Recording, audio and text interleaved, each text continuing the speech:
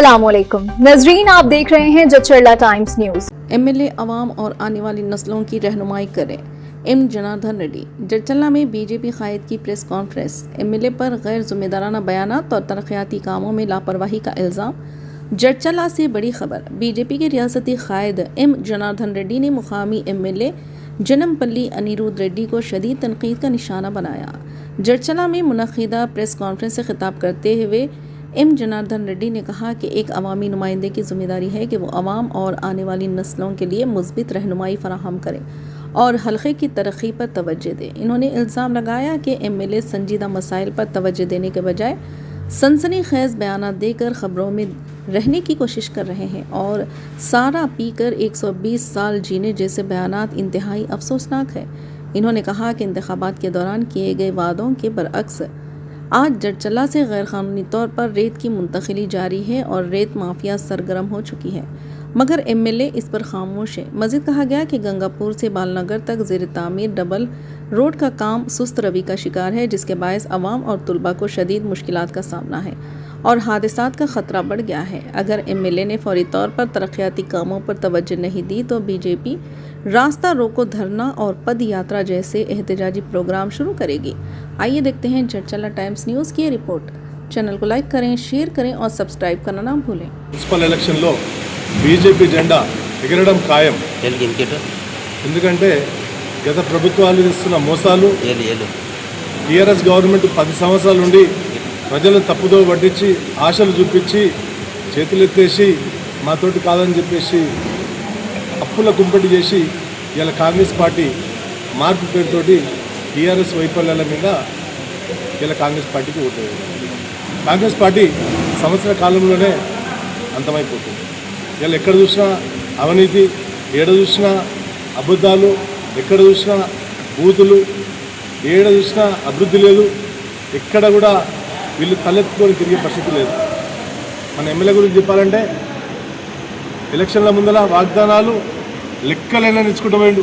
ప్రతి ఊరికి 2 గుళ్ళు కట్టిస్తా, అభివృద్ధి చేస్తా, రోడ్లు లేక రోడ్లు వేస్తా, ఇండ్లు లేని దగ్గర ఇండ్లు కట్టిస్తా అన్నీ చెప్పేసి అలా ఆయన సారబాటల గురించి చెప్తా ఉన్నారు. సిగ్గేస్తూ ఉంది. వాళ్ళు ప్రజలు చెప్తా ఉన్నారు, బయట ఎన్నో దిక్కులకి ఫోన్ చేస్తారు, ఏమైనా మీ ఎమ్మెల్యే ఇట్లా మాట్లాడుతుందని చెప్పేసి. 119 మంది ఎమ్మెల్యేలలో మన ఎమ్మెల్యే గారు వెరైటీ ఎమ్మెల్యే అని పేరు పెట్టారు. రోజు ఒక సంచలనం ఉండాలి, ఆయనకు రోజు ఒక గొప్పతనం ఉండాలనుకుంటున్నాను, కానీ అది సిగ్గుసేట్ అని చెప్పేసి నేను తెలియజేస్తా ఉన్నాను. ప్రజలకు దిశానిర్దేశం ఎట్లా ఉండాలంటే భావితరాలకు పనికొచ్చే విధంగా నువ్వు చేయాలి. అది పక్కన పెట్టేసి అలా సారదాగండి 100,000 బతారు, అన్నీ అబద్ధాలు. ఇసుక గురించి మాట్లాడినావు, ఒక గంప ఇసుక ఎక్కడ తరలిపోతే నేను వచ్చి ఆపుతున్నావు. ఇక టిప్పర్ల కొద్ది ఇసుక 1000 టిప్పర్ తరలిపోతూ ఉంది. సామాన్యమైన రైతులు ఎవరైనా చిన్న సన్నకారు ఎవరైనా చిన్న కంపౌండ్ వాళ్ళు పెట్టుకోవాలంటే, ఒక ఇల్లు కట్టుకోవాలంటే, ఒక బాత్రూమ్ కట్టుకోవాలంటే, ఎక్కడైనా ఒక ట్యాప్ ఇసుక కావాలంటే పోలీసు వాళ్ళు, రెవెన్యూ వాళ్ళు వచ్చి ఆపి కేసులు చేస్తూ ఉన్నారు. ఏం చేస్తున్నావు? ఇదేనా నీ పరిపాలన? దీని మీద ఉద్యమం చేస్తాం, నిలదీస్తాం, రాస్తారోకలు చేస్తాం, పాదయాత్రలు కూడా చేయబోతున్నాం. ఇలా 2 ప్రభుత్వాలు కూడా గతంలో నడిచినాయి. మీకు ఓట్లు అడిగే నైతిక హక్కు లేదు. రాబోయే రోజుల్లో బీజేపీ పార్టీ మాత్రమే దీన్ని సరిదిద్దగలదు. మన ప్రాంతాన్ని మనం కాపాడుకోవాల్సిన అవసరం ఉంది. ఇలా ఎన్నో మాయమాటలు చెప్పి, ఎన్నో అబద్ధాలు చెప్పి, ఎన్నో మోసపూరిత హామీలు ఇచ్చి ఇవాళ నాతో అయితలేదని చెప్తా ఉన్నావు. నేను ఇదే మీడియా మిత్రుల దగ్గరికి వచ్చి మీకు ఒక సూచన చేస్తా ఉన్నా, సీఎం గారు, నేను సీఎం పదం అంటే ఏమో అనుకున్నా, కానీ ఇంత ఇబ్బందికరంగా ఉంటుందని అనుకోలేదు, ఇంత ముళ్ళగీయటం అని అనుకోలేదని చెప్పేసి, సారీ నేను తప్పైందని చెప్పేసి, నేను ఈ వాగ్దానాలు ఇచ్చినా క్షమించడం అని చెప్పేసి ఒక మాట చెప్పినట్టయితే మన తెలంగాణ ప్రజలందరూ నిన్ను క్షమిస్తారు.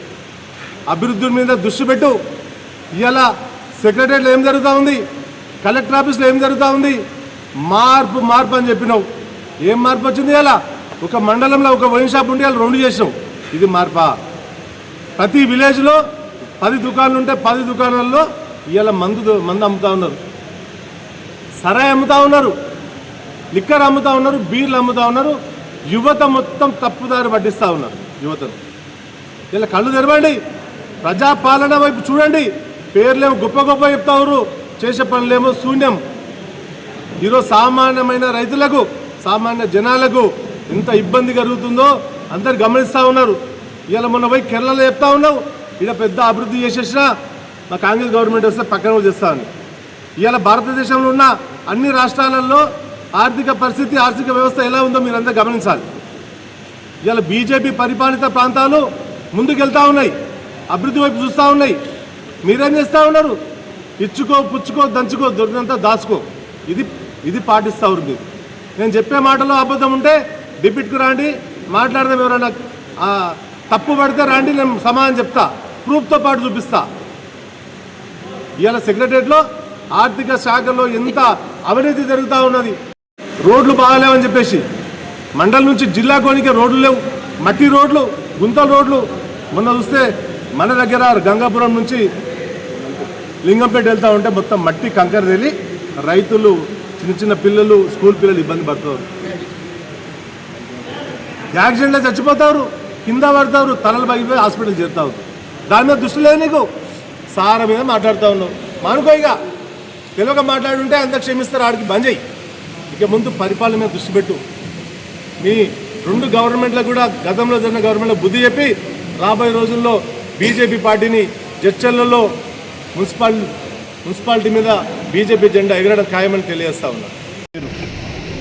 హైడ్రా తీసుకొచ్చి కొత్త ఇండ్లు కట్టిస్తామని చెప్పి పక్కన పెట్టి హైడ్రా పేరు మీద దోపిడీ చేసి సామాన్య జనాలను రోడ్డు మీద తోసి ఇప్పుడు ఒక బిల్డింగ్ కట్టాలంటే దానికి కరెంటు కావాలి, నీళ్లు కావాలి, మున్సిపల్ పర్మిషన్ కావాలి.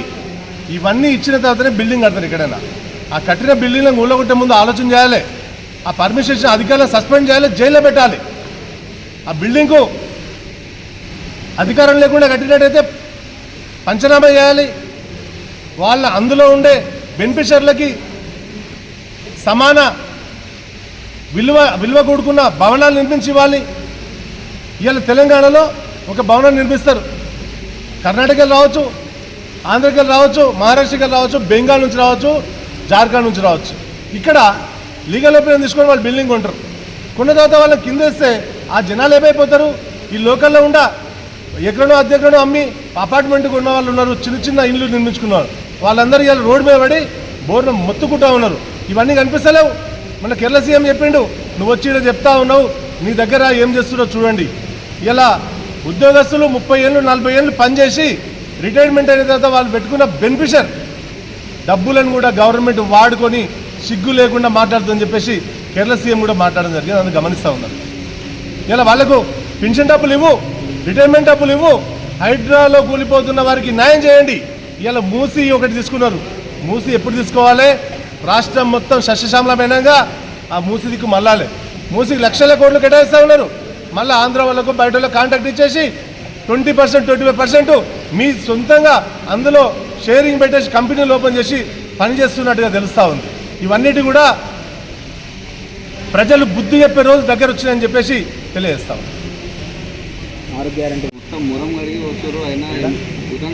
ఇలా ఇసుక మీద చూసినట్టయితే ఉదండపూర్లో కానీ రాజపూర్ మండల్లో కానీ పోలీసులు వీళ్ళకు ఏజెంట్లుగా పనిచేస్తూ ఉన్నారు. ఇలా ఫిల్టర్ ఇసుకలు మళ్ళీ స్టార్ట్ అయినాయి. మార్పులో ఏమొచ్చిందంటే ఇందాక చెప్పాను, వైన్ షాపులు, ఫిల్టర్ ఇసుకలు, ఇసుక దోపిడీ, టిప్పర్ల కొద్ది ఇసుక తరలిపోతూ ఉంది. పోలీసులు చెప్తే ఎమ్మెల్యేకు జీతగాళ్ళలాగా పనిచేస్తున్నట్టు చెప్తా ఉన్నారు.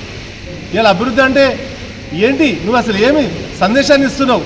అన్నీ అవినీతి కూరుకుపోయింది. ఇలా గతంలో టీఆర్ఎస్ గవర్నమెంట్ ఉన్నప్పుడు ధరణ్య పేరు పెట్టింది, ఇవాళ మీరు భూభారతి పెట్టిర్రు, పేరు మార్చిర్రు, అవినీతి డబల్ చేసిర్రు.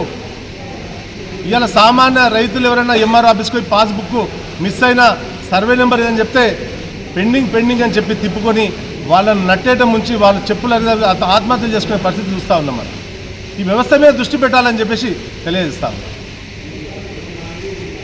For the latest news, please subscribe to our channel, like the video, and don't forget to share.